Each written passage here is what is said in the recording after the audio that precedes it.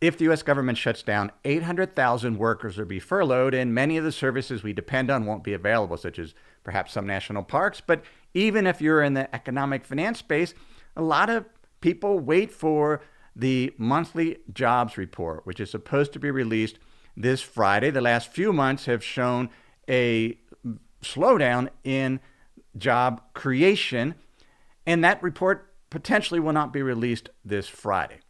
We can look at other indicators, though, to see, well, how actually is the economy doing? And while employment growth has slowed, it's very much a no hire, no fire type economy. If we look at business surveys that are done all around the US, all around the world, this is called PMI business surveys, they actually show continued expansion in the US and the global economy. For example, let's look at the S&P's recent flash PMI report.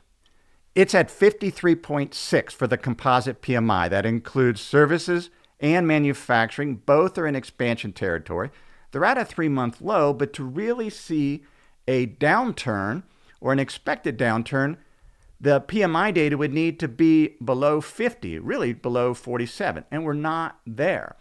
This is an indicator that you can use apart from looking at scare tactics on YouTube or other doomsdayers.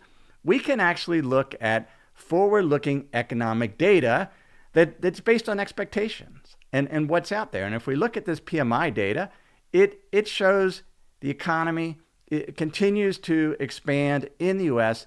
and around the world. This is a metric I've been using for several decades now to understand where we are with the economy. So hopefully the government situation, fiscal situation, they'll come to a budget agreement. We won't see the furloughs and the potential layoffs. But don't worry, if the job report doesn't make it out this Friday, things are okay with the economy overall, even though obviously there's always pockets of distress, especially with some families and some individuals. But collectively, things continue to move forward.